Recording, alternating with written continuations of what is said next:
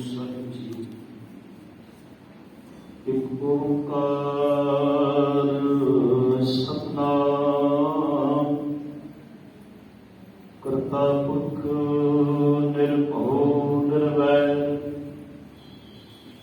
ਅਕਾਲ ਮੂਰਤ ਅਜੂਨੀ ਸੈਭੰ ਗੁਰ ਪ੍ਰਸਾਦ ਗਗਨ ਤਮਾਮਾ ਬਾਜਿਓ ਭਰਿਓ ਨਿਸ਼ਾਨ ਕਾ ਖੇਤ ਜੋ ਮਾਂਡਿਓ ਸੂਰਮਾ ਅਬ ਜੂਝਣ ਕੋ ਦਾਉ ਸੂਰਾ ਸੋ ਪਹਿਚਾਨੀਐ ਜੋ ਲਰੈ ਦੀਨ ਕੈ ਹੇਤ ਪੁਰਜ਼ਾ ਪੁਰਜ਼ਾ ਕਟ ਮਰੈ ਕਬ ਹੂਨਾ ਛਾੜੈ ਖੇਤ। ਪਰਮ ਸਨਮਾਨਿਓ ਜੁਗੋ ਜੁਗੋ ਤਲ ਧੰਨ ਧੰਨ ਸਤਿਗੁਰੂ ਸ਼ਬਦ ਗੁਰੂ ਗੁਰੂ ਗ੍ਰੰਥ ਸਾਹਿਬ ਜੀ ਮਹਾਰਾਜ ਜਿਨ੍ਹਾਂ ਦੀ ਪਾਵਨ ਪਵਿੱਤਰ ਹਜ਼ੂਰੀ ਅੰਦਰ ਜੁੜ ਬੈਠੇ ਗੁਰੂ ਸਵਾਰੇ ਸਤਸੰਗੀ ਜਨੋਂ, ਆਪ ਜੀ ਗੁਰੂ ਘਰ ਦੇ ਕੀਰਤਨੀਆਂ ਪਾਸੋਂ ਬੜੇ ਹੀ ਰਸ ਭਿੰਨੇ ਕੀਰਤਨ ਸ਼ਰਵਣ ਕਰ ਰਹੇ ਸੀ। ਉਪਰੰਤ ਜਿਸ ਵਿਸ਼ੇ ਵਿੱਚ ਅੱਜ ਦਾ ਸਮਾਗਮ ਰੱਖਿਆ ਗਿਆ ਹੈ, ਉਸ ਵਿਸ਼ੇ ਤੇ ਵਿਚਾਰ ਕਰਨ ਤੋਂ ਪਹਿਲਾਂ ਸਾਹਿਬਾਂ ਦੀ ਬਖਸ਼ੀ ਫਤਿਹ ਪ੍ਰਵਾਨੋ। ਆਖੋ ਜੀ ਵਾਹਿਗੁਰੂ ਜੀ ਕਾ ਖਾਲਸਾ, ਵਾਹਿਗੁਰੂ ਜੀ ਕੀ ਫਤਿਹ। ਬਾਬਾ ਬੰਦਾ ਸਿੰਘ ਜੀ ਬਹਾਦਰ, ਜਿਨ੍ਹਾਂ ਦਾ ਅਸਲ ਨਾਮ ਗੁਰਬਖਸ਼ ਸਿੰਘ ਹੈ, ਸਿੱਖ ਕੌਮ ਦੀ ਅਗਵਾਈ ਉਦੋਂ ਕਰਦੇ ਹਨ ਜਦੋਂ ਪੰਜਾਬ ਦੇ ਅੰਦਰ ਖਾਸ ਤੌਰ ਤੇ ਵਜ਼ੀਰ ਖਾਨ, ਸਮਦ ਖਾਨ ਵਰਗੇ ਜ਼ਾਲਮ ਜਿਹੜੇ ਹਨ ਜ਼ੁਲਮ ਕਰ ਰਹੇ ਹਨ, ਖਾਸ ਤੌਰ ਤੇ ਸਿੱਖਾਂ ਦਾ ਖੁਦਾ ਕੋਈ ਮਿਟਾਉਣਾ ਚਾਹੁੰਦੇ ਨੇ, ਕਿਉਂਕਿ ਸਿੱਖਾਂ ਦੀ ਚੜ੍ਹਦੀ ਕਲਾ ਉਹਨਾਂ ਨੂੰ ਆਪਣਾ ਅੰਤ ਦਿਖਾਈ ਦਿੰਦਾ ਸੀ। ਔਰ ਐਸੇ ਯੁੱਧ ਦਾ ਜਨਮ ਜੋ ਹੈ ਉਹ 16 ਅਕਤੂਬਰ 1670 ਨੂੰ ਹੋਇਆ। ਧੰਨ ਗੁਰੂ ਗੋਬਿੰਦ ਸਿੰਘ ਮਹਾਰਾਜ ਦਾ ਜਨਮ ਪ੍ਰਕਾਸ਼ ਹੈ 1666 ਨੂੰ ਹੁੰਦਾ ਹੈ, ਤੇ ਗੁਰੂ ਗੋਬਿੰਦ ਸਿੰਘ ਦੇ ਪ੍ਰਕਾਸ਼ ਤੋਂ ਤਕਰੀਬਨ 4 ਸਾਲ ਦੇ ਬਾਅਦ ਉਹਨਾਂ ਦਾ ਜਨਮ ਹੁੰਦਾ ਹੈ। ਉਹ ਜਨਮ ਹੋਇਆ ਰਜੌਰੀ ਵਿਖੇ। ਰਾਮਦੇਵ ਰਾਜਪੂਤ ਘਰ ਨਾਲ ਸੰਬੰਧ ਰੱਖਦੇ ਨੇ। ਉਸ ਵੇਲੇ ਇਹ ਮਰਿਆਦਾ ਸਿੰਘ ਜਿਹੜਾ ਬ੍ਰਾਹਮਣ ਹੈ, ਉਹ ਧਾਰਮਿਕ ਵਿਦਿਆ, ਪੰਜਾਬੀ ਵਿਦਿਆ ਹਾਸਲ ਕਰਨ ਦਾ ਖੱਤਰੀ ਹੈ, ਰਾਜਪੂਤ ਨੇ। ਉਹਨਾਂ ਨੇ ਸ਼ਸਤਰ ਵਿਦਿਆ ਹਾਸਲ ਕਰਦੀ ਹੈ। ਔਰ ਇਸ ਕਰਕੇ ਘੋੜ ਸਵਾਰੀ, ਤੀਰਅੰਦਾਜ਼ੀ, ਬੰਦੂਕ ਚਲਾਉਣ ਆਦਿ ਮਰਦਾਨੀਆਂ ਖੇਡਾਂ ਖੇਡਦੇ, ਸ਼ਿਕਾਰ ਖੇਡਣ ਜਾਂਦੇ ਹਨ। ਹਾਂ, ਜਵਾਨੀ ਵਿੱਚ ਪੈਰ ਹੀ ਰੱਖਿਆ ਸੀ ਕਿ ਜ਼ਿੰਦਗੀ ਘਟਨਾ ਵਾਪਰਦੀ ਹੈ ਕਿ ਇੱਕ ਹਿਰਨੀ ਦਾ ਸ਼ਿਕਾਰ ਕੀਤਾ। ਉਹ ਹਿਰਨੀ ਗਰਭਵਤੀ ਸੀ, ਜਦੋਂ ਉਹਦੇ ਬੱਚੇ ਤੜਪਦੇ ਉਹਦੇ ਅੱਖਾਂ ਸਾਹਮਣੇ ਮਰ ਗਏ ਤੇ ਇਹ ਵਿਰਾਗ ਕਰਨ ਲੱਗੇ। ਬੜਾ ਮਨ ਉਦਾਸ ਹੋ ਗਿਆ ਕਿ ਨਿੱਕੇ ਨਿੱਕੇ ਬੱਚੇ ਮੇਰੇ ਕਰਕੇ ਮਰੇ। ਹੁਣ ਮਨ ਲੱਗਦਾ ਨਹੀਂ ਘਰ ਵਿੱਚ। ਕੁਝ ਸਾਧਵਾਂ ਟੋਲਾ ਜਿਹੜਾ ਸ੍ਰੀਨਗਰ ਤੋਂ ਹੁੰਦਾ ਹੋਇਆ ਰਜੌਰੀ ਤੋਂ ਲੰਘ ਕੇ ਲਾਹੌਰ ਵੱਲ ਜਾ ਰਿਹਾ, ਜਿਨ੍ਹਾਂ ਦਾ ਜੋ ਗੁਰੂ ਸੀ ਜਾਨਕੀ ਨਾਥ, ਉਹਨੂੰ ਗੁਰੂ ਧਾਰਨ ਕੀਤਾ, ਉਹਨੂੰ ਨਾਲ ਲੈ ਗਿਆ। ਤੇ ਜਾਨਕੀ ਨਾਥ ਨੇ ਇਹਨਾਂ ਦਾ ਨਾਮ ਜੋ ਬਚਪਨ ਦਾ ਸੀ ਮਾਧੋ ਦਾਸ, ਲక్ష్మణ ਦਾਸ ਹੈ, ਲక్ష్మణ ਦਾਸ ਚੇਂਜ ਕਰਕੇ ਮਾਧੋ ਦਾਸ ਰੱਖਿਆ। ਲਾਹੌਰ ਜਾ ਕੇ ਵੀ ਉੱਥੇ ਸਾਧੂਆਂ ਦੀ ਸੰਗਤ ਕਰਦੇ, ਫਿਰ ਮਨ ਉਦਾਸ ਹੈ, ਮਨ ਟਿਕਦਾ ਨਹੀਂ, ਕਿਉਂਕਿ ਗੁਰਬਾਣੀ ਦਾ ਬਚਨ ਹੈ ਕਾਚੇ ਗੁਰ ਤੇ ਮੁਕਤ ਨਾ ਹੁੰਦਾ। ਜਦ ਤੱਕ ਪੱਕਾ ਗੁਰੂ ਮਿਲੇ ਨਾ ਤੇ ਬੰਦਾ ਕੱਚੇ ਗੁਰੂ ਦੀ ਸੰਗਤ ਹੀ ਰਹਿ ਕੇ ਮਨ ਦੀ ਸ਼ਾਂਤੀ ਹਾਸਲ ਨਹੀਂ ਕਰ ਸਕਦਾ। ਉਦੋਂ ਹੀ ਲਾਹੌਰ ਵਿਖੇ ਕਸੂਰ ਵਿਖੇ ਚਲੇ ਗਏ, ਵਿਸਾਖੀ ਦਾ ਮੇਲਾ ਲੱਗਿਆ ਹੋਇਆ, ਉੱਥੇ ਹੋਰ ਗੁਰੂ ਧਾਰਨ ਕੀਤਾ ਜਿਹਦਾ ਨਾਮ ਰਮਦਾਸ।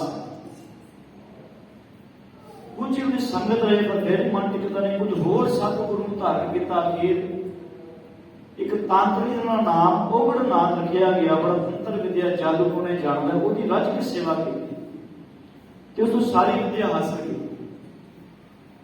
नासी के कोल जाके गोदावरी नदी कंढे जाके इन्होंने अपना डेरा बना लिया ते नाम पै गया माधोदास बैरागी। कोई दुनिया का भला नहीं किया इसने, बल्कि जरा भी कोई साधु महात्मा के डेरे से आता उसका मखौल उड़ाना, उसका मजाक उड़ाना, लोगों को तंत्र मंत्र मारने तो लोगों के प्रभाव होना पाई। कोई तो चेले भी काफी समय तक अपना डेरा चला रहा उसे।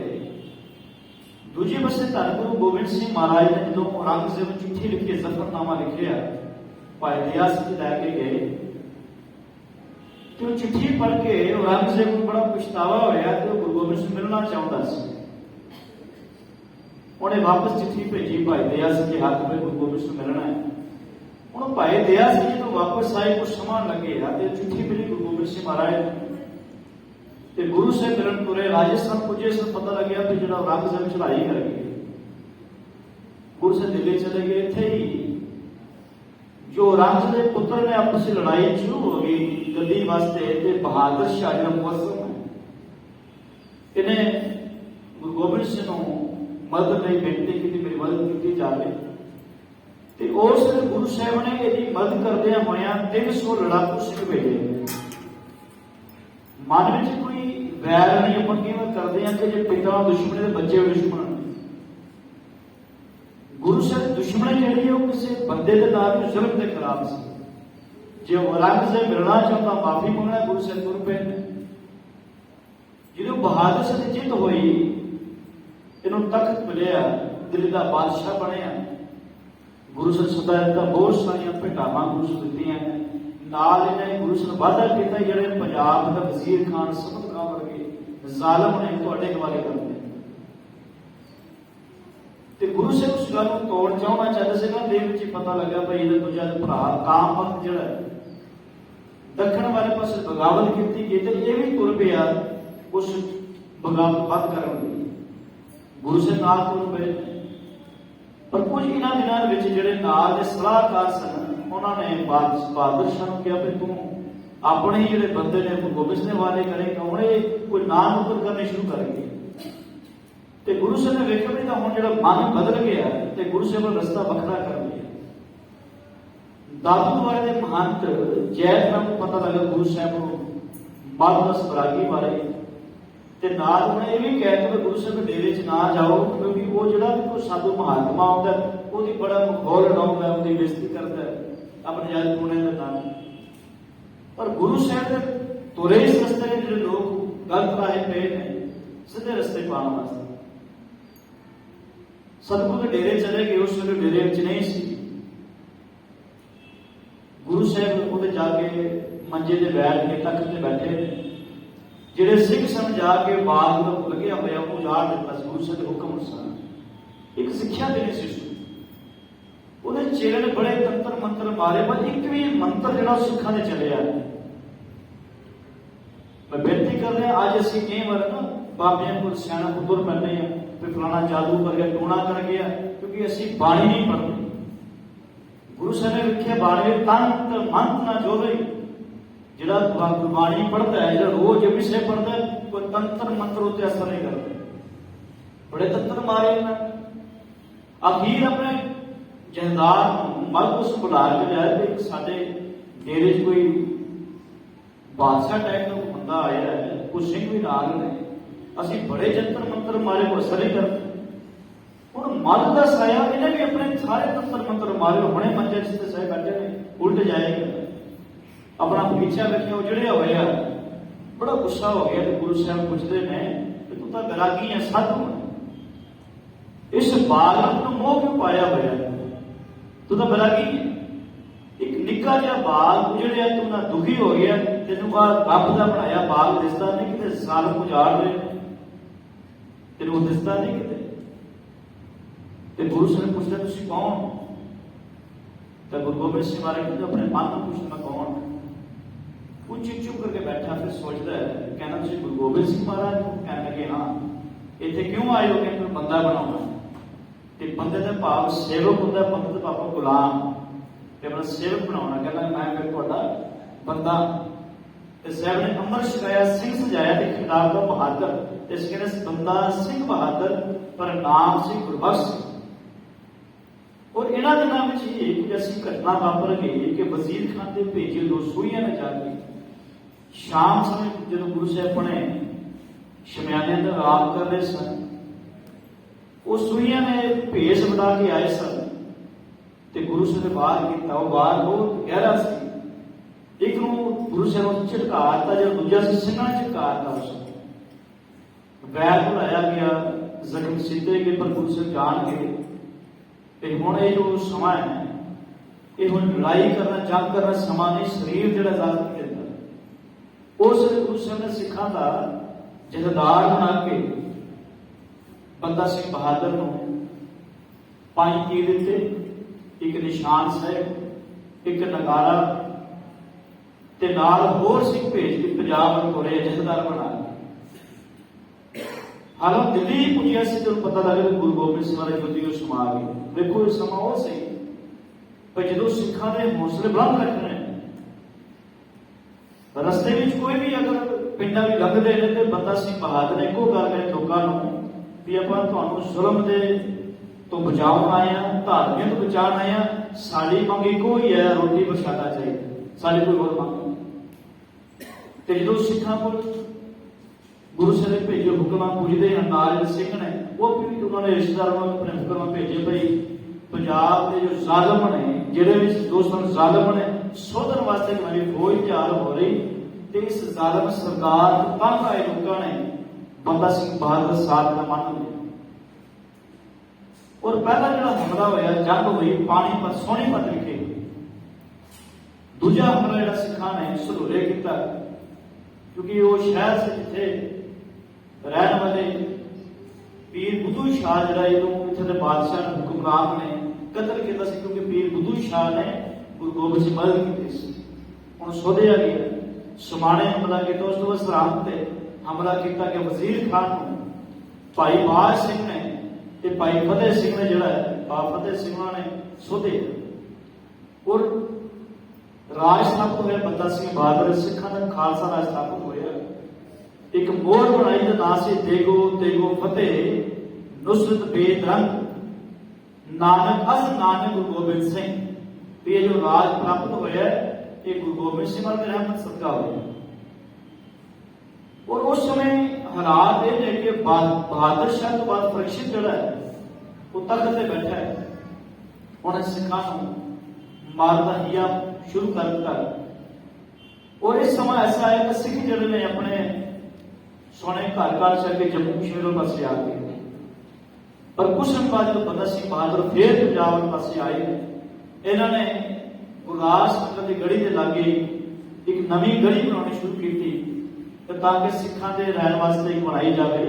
पर हालांकि नींह पुटिया गई सन कि फर्शी रूप भेजी जो फौज सी उन्होंने सिखा ने हमला कर दिया। और इतने गुरदास नगर के गढ़ी लागे दुनी चंद नाम के एक शाहूकार की जी हवेली सी वो सिखा ने बना ली। तकरीबन 27,000 फौज ने घेरा पाया हुआ। कुछ समय बाद जब सिख ने दूजे तीजे दिन जाके कुछ सिखा ने 40-50 ने बाहर निकलना ते बाहरों खान अपना समान अपने घोड़िया वास्ते रस्ता लैके आने। कोई दिन महीना दे 2 महीने काम चलता रहा, फिर फौज होर आ गई और बाहर जाना मुश्किल हो गया। इस समय जो सिखा की हार का कारण से नाम से फुट, क्योंकि किसी भी कौम जो फुट पैदी है वो बड़ी हार का कारण बन गई। वो फुट सी बाबा विनोद जी ने बाबा बंदा सिंह बहादुर जी। बाबा बंदा सिंह बहादुर चाहते सन कि गुरदास नगर की गढ़ी में रह के मुकाबला किया जाए, पर बाबा विनोद जी चाहते सन गढ़ी छड़ के चले जाना चाहिए। उस बाबा विनोद के पुत्र कान सिंह ने कह के ये जो मसला निपटाया, पर भाई बाबा बंदा सिंह बहादुर उत्थे ही रहे ते बाबा विनोद जी जो गढ़ी छड़ के चले और घेरा बहुत पक्का करता गया, बाहर सिखा का आना औखा हो गया। और उस समय इतिहास का देखते हैं कि गढ़ी अंदर सिखा ने कई चीज खाती ना हो, मिट्टी भी खाती, जो दरख्तों के छिलड़ ने पत्ते भी खाए गुजारे किए। कुछ इतिहास लिखते हैं कि सिखा ने जो पट चीज के खाते। पर एक समय ऐसा है 8 महीने घेरा बनया गया तो जो अंदर हालात माड़े इतने हो गए कि कुछ सिख बीमारियां रोगन इतने निडाल हो गए सन कि तुर फिर नहीं सकते, कि इन्हों होर ਬਿਮਾਰੀਆਂ ਰੋਗ ਲੱਗੇ ਹੋਏ ਤੇ ਜਦੋਂ ਹਮਲਾ ਕੀਤਾ ਗਿਆ ਅੰਦਰ ਜਾ ਕੇ ਗ੍ਰਿਫਤਾਰ ਕੀਤਾ ਸਿੱਖਾਂ ਨੂੰ, ਤਕਰੀਬਨ 300 ਸਿੱਖ ਗ੍ਰਿਫਤਾਰ ਕੀਤੇ ਗਏ ਤੇ ਜਿਨ੍ਹਾਂ ਨੇ ਅੰਦਰ ਕਬਜ਼ਾ ਕੀਤਾ ਉਹ ਵੇਖ ਕੇ ਹੈਰਾਨ ਹੋਏ ਕਿ ਗਿਣੇ ਚੁਣੇ ਸਿੱਖਾਂ ਕੋਲ ਹਥਿਆਰ ਕੋਈ ਵਧੀਆ ਹਥਿਆਰ ਵੀ ਨਹੀਂ ਸੀ, ਪਰ ਫਿਰ ਵੀ 8 ਮਹੀਨੇ ਜਾ ਕੇ ਸਾਡਾ ਮੁਕਾਬਲਾ ਕਰਦੇ ਨੇ। ਗੁਰਦਾਸਪੁਰ ਦੇ ਗੜੀ ਤੋਂ ਲਾਹੌਰ ਸਿੱਖਾਂ ਦਾ ਜਲੂਸ ਬਣਾ ਕੇ ਭਜਾਇਆ ਗਿਆ। ਇੱਥੋਂ ਕਿ ਜ਼ਕਰੀਆ ਖਾਨ ਨੂੰ ਕਿਹਾ ਤੁਸੀਂ ਇੱਥੋਂ ਲਾਹੌਰ ਤੋਂ ਦਿੱਲੀ ਲੈ ਕੇ ਜਾਣਾ, ਪਰ ਜ਼ਕਰੀਆ ਖਾਨ ਨੇ ਵੇਖਿਆ ਸਿੱਖਾਂ ਦੀ ਗਿਣਤੀ ਬਹੁਤ ਘੱਟ ਹੈ। ਸਿੱਖਾਂ ਦੇ ਜੋ ਗੁਰਦਾਸਪੁਰ ਦੇ ਸਿੱਖ ਸਨ ਉਹਦੇ ਸਿਰ ਧੜ ਵੱਖਰੇ ਕਰ ਦੇਗੇ, ਉਹ ਨੇਜ ਦੇ ਟੰਗ ਦੇਗੇ, ਬਾਕੀ ਧੜਾ ਦੇ ਗੱਡੇ ਭਰ ਲਏ ਤੇ ਉਹਨਾਂ ਕਿਉਂਕਿ ਬਹੁਤ ਗਿਣਤੀ ਘੱਟ, ਅਸੀਂ ਲੋਕਾਂ ਨੂੰ ਕੀ ਦਿਖਾਵਾਂਗੇ ਕਿ ਇਸ ਦੇਸ਼ ਦੀ ਇੰਨੀ ਵੱਡੀ ਹਕੂਮਤ ਜਿਹੜੀ ਹੈ ਉਹ 300 ਸਿੱਖਾਂ ਨੂੰ 8 ਮਹੀਨੇ ਪਕੜ ਨਹੀਂ ਸਕੀ। ਅਖੀਰ ਉਹਨਾਂ ਨੇ ਆਸੇ ਪਾਸੇ ਜਿੰਨੇ ਵੀ ਕੋਈ ਜ਼ਮੀਨਦਾਰ ਸਨ ਉਹਨਾਂ ਹੁਕਮ ਜਾਰੀ ਕੀਤੇ ਕੋਈ ਵੀ ਤੁਹਾਡੇ ਵੀ ਇਲਾਕੇ ਸਿੱਖ ਮਿਲਦਾ ਹੈ ਉਹਨੂੰ ਗ੍ਰਿਫਤਾਰ ਜਾਂ ਕਤਲ ਕੀਤਾ ਜਾਵੇ। ਇਸ ਤਰ੍ਹਾਂ ਤਕਰੀਬਨ ਹੋਰ 2000 ਸਿੱਖਾਂ ਨੂੰ ਕਤਲ ਕੀਤਾ ਗਿਆ। 700 ਸਿੱਖਾਂ ਨੂੰ ਗ੍ਰਿਫਤਾਰ ਕਰਕੇ ਦਿੱਲੀ ਤੋਂ ਲਾਹੌਰ ਦਿੱਲੀ ਜਲੂਸ ਬਣ ਕੇ ਭੇਜਿਆ ਗਿਆ ਤੇ ਉਸ ਵੇਲੇ ਸਰਕਾਰ ਸਨ, ਉਸ ਵੇਲੇ ਜਿਹੜੇ ਵੱਡੇ ਵੱਡੇ ਜਰਨੈਲ ਸੀ ਉਹ ਜਾਣਦੇ ਸਨ ਕਿ ਬਾਬਾ ਬੰਦਾ ਸਿੰਘ ਬਹਾਦਰ ਜਿਹੜੇ ਨੂੰ ਜਦ ਤੋਂ ਵੀ ਆਉਂਦੇ ਤੇ ਉਹਨਾਂ ਨੂੰ ਇਹ ਲੱਗਦਾ ਸ਼ਾਇਦ ਬੰਦਾ ਸਿੰਘ ਬਹਾਦਰ ਗਾਇਬ ਹੀ ਨਾ ਹੋ ਜਾਏ। ਇਸ ਕਰਕੇ ਸਿਰ ਤੋਂ ਲੈ ਕੇ ਪੈਰ ਤੱਕ ਬੇੜੀਆਂ ਝਗੜੇ ਹੋਇਆ ਸੀ ਤੇ ਇੱਕ ਲੋਹੇ ਦੇ ਪਿੰਜਰੇ ਕੈਦ ਕੀਤਾ। ਉਸ ਆਸੇ ਪਾਸੇ ਬਹੁਤ ਵੱਡੇ ਜੋ ਜਰਨੈਲ ਆਪਣੇ ਖੜੇ ਕੀਤੇ ਹੋਏ ਸੀ ਤਾਂ ਕਿ ਬੰਦਾ ਸਿੰਘ ਬਹਾਦਰ ਇੱਥੋਂ ਨਿਕਲ ਨਾ ਜਾਵੇ। ਬਾਕੀ ਜਰਨੈਲ ਭਾਈ ਬਾਜ ਸਿੰਘ ਜੀ, ਭਾਈ ਫਤਿਹ ਸਿੰਘ ਜੀ, ਹੋਰ 700 ਸਿੱਖ ਜਿਹੜੇ ਨੇ ਉਹਨੂੰ ਅੱਗੇ ਬੰਨਿਆ ਹੋਇਆ। ਇਹਨਾਂ ਜਲੂਸ ਦਿੱਲੀ ਲਿਜਾਇਆ ਗਿਆ ਤੇ ਦਿੱਲੀ ਤੋਂ ਆਗਰੇ ਨੂੰ ਭੇਜਿਆ ਗਿਆ ਤੇ ਸਿੱਖਾਂ ਦਾ ਜਲੂਸ ਬਣਾਇਆ ਗਿਆ ਤੇ ਸਿੱਖਾਂ ਨੇ ਮੂੰਹ ਕਾਲੇ ਕੀਤੇ ਊਂਠ ਤੇ ਬਿਠਾਇਆ ਹੋਇਆ ਔਰ ਬੰਦਾ ਸਿੰਘ ਬਹਾਦਰ ਨੂੰ ਇੱਕ ਪਿੰਜਰੇ ਕੈਦ ਕੀਤਾ ਹੋਇਆ ਤੇ ਉਹਨੂੰ ਜੋ ਭੇਡਾਂ ਦੀ ਮੁੱਢ ਹੁੰਦੀ ਆ ਮੁੱਠੀ ਦੇ ਖੱਲ ਬਣਾ ਕੇ ਉਹਦੇ ਜੈਕਟ ਟਾਈਪ ਬਣਾਈ ਹੋਈ, ਸਿਰ ਤੇ ਟੋਪੀਆਂ ਪਾਈਆਂ ਹੋਈਆਂ ਸਿੱਖਾਂ ਦੇ ਤੇ ਇੱਕ ਇਤਿਹਾਸ ਦਾ ਲਿਖਦਾ ਹੈ ਕਿ ਸਿੱਖ ਤੁਰੇ ਜਾਂਦੇ ਨੇ ਉਹਦੇ ਚਿਹਰੇ ਤੇ ਉਦਾਸੀ ਨਹੀਂ, ਬੜੇ ਖਿੜੇ ਮੱਠੇ ਬੱਤੇ ਤੁਰੇ ਜਾਂਦੇ ਨੇ, ਬਾਣੀ ਪੜ੍ਹਦੇ ਸ਼ਬਦ ਗਾਇਨ ਕਰਦੇ ਤੇ ਕਹਿੰਦਾ ਇੱਕ ਵਾਰ ਸਿੱਖ ਨੂੰ ਪੁੱਛਿਆ ਕਿ ਤੁਸੀਂ ਗ੍ਰਿਫਤਾਰ ਹੋ ਗਏ ਕਿਵੇਂ ਹੋ ਗਏ? ਕਹਿੰਦਾ ਸਾਰੀ ਕਿਸਮਤ ਦੀ ਗੱਲ ਹੈ, ਜੇ ਦਾਣੇ ਦੀ ਥੁੜ ਨਾ ਆਉਂਦੇ ਤਾਂ ਤੁਹਾਨੂੰ ਪਤਾ ਹੀ ਸਾਡੇ ਬਾਰੇ ਕਿ ਸਾਡੇ ਨੇੜੇ ਨਹੀਂ ਸੀ ਆ ਸਕਦੇ। ਕਹਿੰਦਾ ਇੱਕ ਅੰਗਰੇਜ਼ ਅਫਸਰ ਕਹਿੰਦਾ ਮੈਂ ਇੱਕ ਸਿੱਖ ਨੂੰ ਇਸ਼ਾਰਾ ਕੀਤਾ ਤੁਹਾਨੂੰ ਨਖਰਾ ਕਹਿੰਦਾ ਤੁਸੀਂ ਤਾਂ ਫੜੇ ਗਏ ਹੋ ਤੇ ਉਹਨੇ ਇਸ਼ਾਰਾ ਪੱਥਰ ਕੀਤਾ ਸਾਰੀ ਕਿਸਮਤ ਦੀ ਖੇਡ ਹੈ, ਨਹੀਂ ਤਾਂ ਅਸੀਂ ਫੜੇ ਨਹੀਂ ਸੀ ਜਾਣਾ, ਇਹ ਭੁੱਖ ਕਰਕੇ ਅਸੀਂ ਫੜੇ ਗਏ। ਤੇ ਕਹਿੰਦੇ ਉੱਥੋਂ ਫਿਰ ਆਗਰੇ ਤੋਂ ਲਾਲ ਕਿਲੇ ਭਜਾਇਆ ਗਿਆ ਸਿੱਖਾਂ ਨੂੰ। ਜਿਹੜੇ ਜਰਨੈਲ ਸਿੰਘ ਨੇ ਬੰਦਾ ਸਿੰਘ ਬਹਾਦਰ ਉਹਦੀ ਉਹਨਾਂ ਦੀ ਘਰ ਵਾਲੀ ਉਹਦਾ ਪੁੱਤਰ ਅਜੇ ਸਿੰਘ, ਭਾਈ ਬਾਜ ਸਿੰਘ, ਭਾਈ ਫਤਿਹ ਸਿੰਘ ਨੂੰ ਦੂਜੀ ਥਾਂ ਭੇਜਿਆ ਗਿਆ ਤੇ ਰੋਜ਼ 100 ਸਿੱਖਾਂ ਨੂੰ ਸ਼ਹੀਦ ਕੀਤਾ ਜਾਣਾ ਸ਼ੁਰੂ ਕਰਤਾ ਗਿਆ। ਲਾਲ ਕਿਲੇ ਅੰਦਰ ਰੋਜ਼ 100 ਸਿੱਖਾਂ ਦੇ ਸਿਰ ਕਲਮ ਕੀਤੇ ਜਾਂਦੇ ਨੇ, ਪਰ ਕਹਿੰਦੇ ਕਿਸੇ ਵੀ ਇੱਕ ਸਿੱਖ ਨੇ ਆਪਣਾ ਧਰਮ ਨਹੀਂ ਛੱਡੇ। ਔਰ ਉਸ ਸਮੇਂ ਦੀ ਘਟਨਾ ਇਤਿਹਾਸ ਵਿੱਚ ਲਿਖਦੇ ਨੇ ਇੱਕ ਮਾਂ ਦਾ ਇਕਲੌਤਾ 16 ਸਾਲ ਦਾ ਨੌਜਵਾਨ ਬੱਚਾ ਹੈ, ਜਦੋਂ ਉਹ ਵੀ ਫੜਿਆ ਗਿਆ ਤੇ ਉਹ ਫਰਸ਼ੇ ਕੋਲ ਚਲੇ ਗਏ ਤੇ ਕਹਿੰਦੇ ਕਿ ਮੇਰਾ ਬੱਚਾ ਸਿੱਖ ਨਹੀਂ ਹੈ, ਉਹ ਗਲਤੀ ਨਾਲ ਫੜਿਆ ਗਿਆ ਤੇ ਫਰਸ਼ੇ ਨੇ ਚਿੱਠੀ ਲਿਖੀ ਪਈ ਹੈ, ਮਾਂ ਕਹਿੰਦੀ ਮੇਰਾ ਬੱਚਾ ਸਿੱਖ ਨਹੀਂ, ਤੂੰ ਚਾਹੁੰਦੇ ਸਨ ਵੀ ਕੋਈ ਤਾਂ ਮੈਂ ਸਿੱਖ ਨਹੀਂ। ਤੇ ਜਦੋਂ ਬੱਚੇ ਨੂੰ ਸ਼ਹੀਦ ਕਰਨ ਲੱਗੇ ਤੇ ਉਹ ਚਿੱਠੀ ਲੈ ਕੇ ਮਾਂ ਪੁੱਜੀ ਹੈ, ਉਹਨੂੰ ਲਾਈਨ ਚੋਂ ਕੱਢ ਕੇ ਪਾਸੇ ਕਰਤਾ ਗਿਆ। ਜਦੋਂ ਬਾਕੀ ਸਿੱਖ ਸ਼ਹੀਦ ਕਿਤੇ ਜਾਂਦੇ ਨੇ ਤਾਂ ਨੌਜਵਾਨ ਬੱਚਾ ਪੁੱਛਦਾ ਹੈ ਤੇ ਮੈਨੂੰ ਵੀ ਪਾਸੇ ਕਿਉਂ ਕੀਤਾ ਗਿਆ? ਤੇ ਉਹ ਜਿਹੜਾ ਉੱਥੇ ਜਲਾਦ ਸੀ, ਜਿਹੜਾ ਕੋਤਵਾਲ, ਉਹ ਕਹਿੰਦਾ ਵੀ ਤੇਰੀ ਮਾਂ ਚਿੱਠੀ ਲੈ ਕੇ ਆਈ ਹੈ ਤੇ ਤੂੰ ਸਿੱਖ ਨਹੀਂ ਹੈ, ਤੂੰ ਗਲਤੀ ਨਾਲ ਫੜਿਆ ਗਿਆ। ਕਹਿੰਦੇ ਕੌਣ? ਮੈਂ ਜਾਣਦਾ ਹੀ ਨਹੀਂ, ਤੇ ਮਾਂ ਹੀ ਨਹੀਂ ਹੈ ਮੇਰੀ, ਮੈਂ ਗੁਰੂ ਦਾ ਸਿੱਖ ਹਾਂ ਤੇ ਮੈਨੂੰ ਮੇਰੇ ਭਰਾਵਾਂ ਨਾਲ ਸ਼ਹੀਦ ਕੀਤਾ ਜਾਏ। ਤੇ ਉਸ ਵੇਲੇ ਉਸ ਨੌਜਵਾਨ ਬੱਚੇ ਨੂੰ ਸਿੰਘਾਂ ਨਾਲ ਸ਼ਹੀਦ ਕੀਤਾ ਗਿਆ। ਉਹਨਾਂ ਸਿੱਖਾਂ ਦੇ ਜਿਹੜੇ ਸਿਰ ਨੇ ਉਹ ਵੱਖਰੇ ਗੱਡਿਆਂ ਦੇ ਪਾ ਕੇ ਨਾਲ ਦੂਜੀ ਥਾਂ ਤੇ ਭੇਜਤਾ ਗਿਆ ਤੇ ਕਈ ਦਿਨ ਤੱਕ ਧਾੜੇ ਉੱਥੇ ਸੰਦੇ। ਔਰ ਬੰਦਾ ਸਿੰਘ ਬਹਾਦਰ ਨੂੰ 3 ਮਹੀਨੇ ਤੱਕ ਇਹ ਫਿਰ ਕਤਲੋਗਾਰ ਬੰਦ ਹੋ ਗਈ, ਕਿਉਂਕਿ ਜਿਹੜੇ ਜਰਨੈਲ ਸੀ ਬੰਦਾ ਸਿੰਘ ਬਹਾਦਰ ਔਰ ਸਰ ਉਹਨਾਂ ਨੂੰ ਪੁੱਛਿਆ ਜਾਂਦਾ ਰਿਹਾ ਯਾਰ ਤੁਸੀਂ ਖਜ਼ਾਨਾ ਕਿੱਥੇ ਰੱਖਿਆ ਹੋਇਆ, ਹਥਿਆਰ ਕਿੱਥੇ ਰੱਖੇ ਹੋਏ।